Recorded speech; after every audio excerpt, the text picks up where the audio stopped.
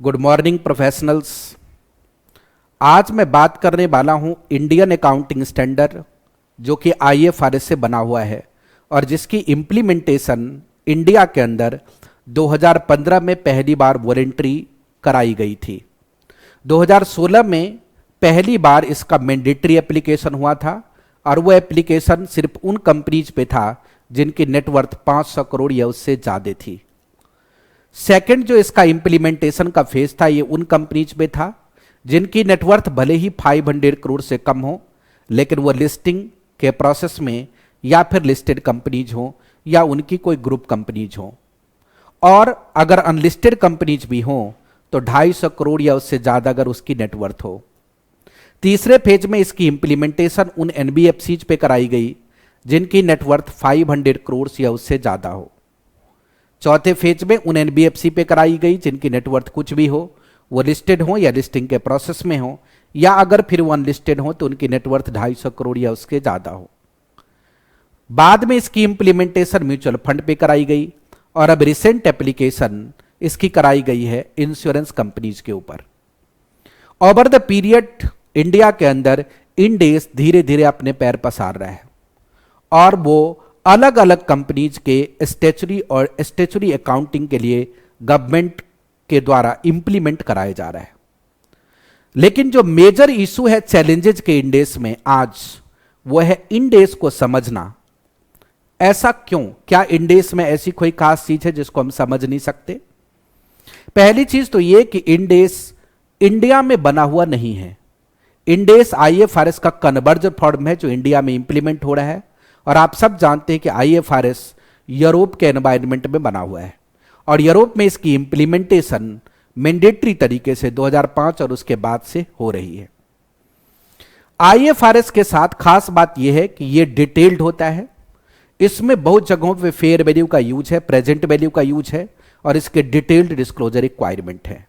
और जो दूसरी बड़े चैलेंजेस जो वो ये हैं कि IFRS इंडिया में जिस तरीके से इनकम टैक्स और GST लगातार बदलता रहता है, इस तरीके से हर बार उसमें कुछ ना कुछ चेंजेज आते रहते हैं। रियल प्रॉब्लम इंडिया में IND AS के इंप्लीमेंटेशन में इंडस्ट्री में आ रही है कि हम उसको कैसे इंप्लीमेंट करें, कैसे अप्लाई करें और एक एक्यूरेट और fair financial statement IND AS को इंप्लीमेंट करके कैसे बनाएं।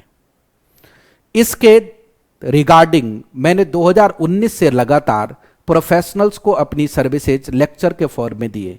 बहुत सारे प्रोफेशनल्स ने IFRS की क्लासेस की और उन्होंने IFRS और IND AS के नॉलेज भी एक्वायर किए।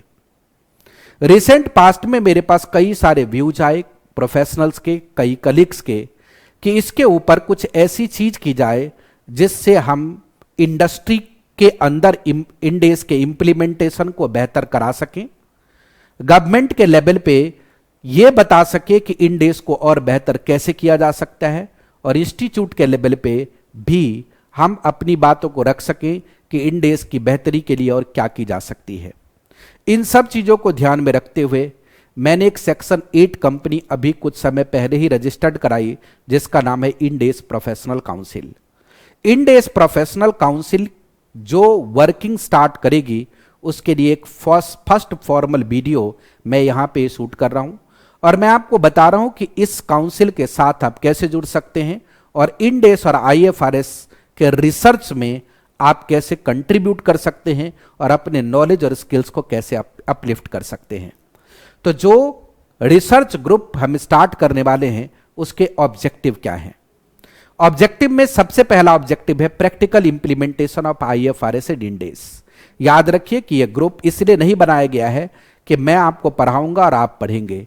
यह ग्रुप इसलिए बनाया जा रहा है ताकि आप इस बात को समझ सकें कि इंडस्ट्री में, प्रैक्टिस में IND AS की इंप्लीमेंटेशन कैसे कराई जाएगी।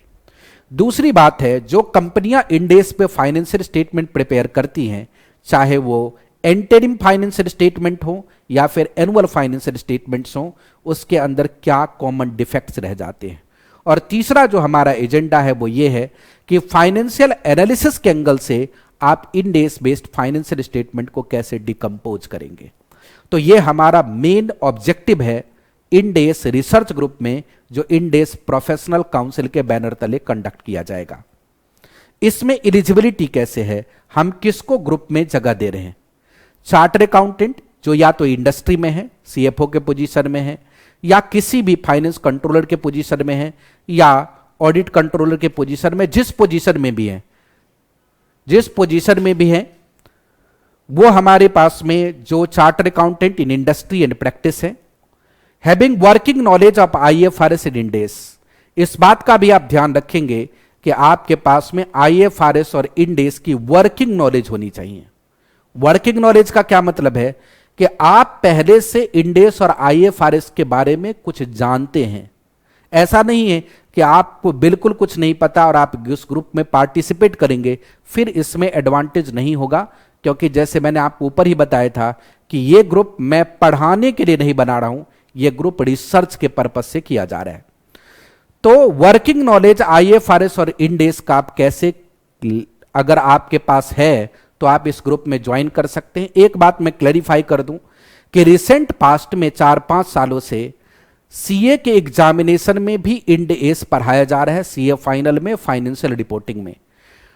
अगर आपने फाइनेंशियल रिपोर्टिंग के अंदर इंड एस की स्टडी की है तो वो वर्किंग नॉलेज का पार्ट नहीं है।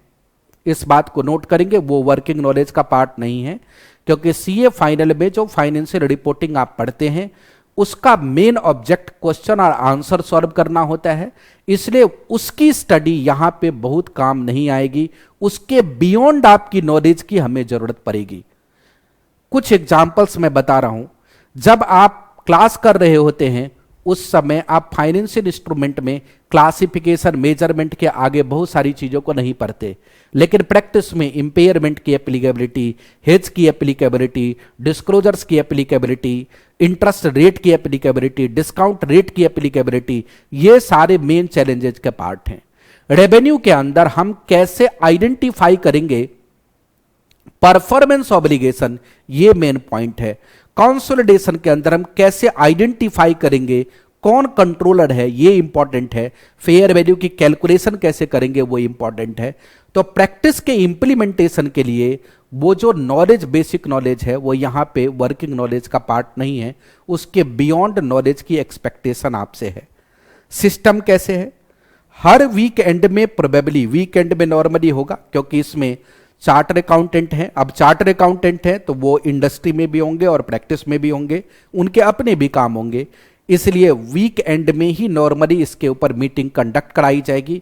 और जो भी मीटिंग का एजेंडा होगा वो आपको एक वीक एटलीस्ट पहले एडवांस में शेयर कर दिया जाएगा, ताकि आप उसके ऊपर नॉलेज रख सकें और मीटिंग के अंदर अपने कंट्रीब्यूशन कर सकें। ये जो पूरा का पूरा रिसर्च ग्रुप है, ये रिसर्च ग्रुप हम आपके साथ, आपको और खुद को भी एक लेवल से दूसरे लेवल पे ले जाने की कोशिश के लिए कर रहे हैं।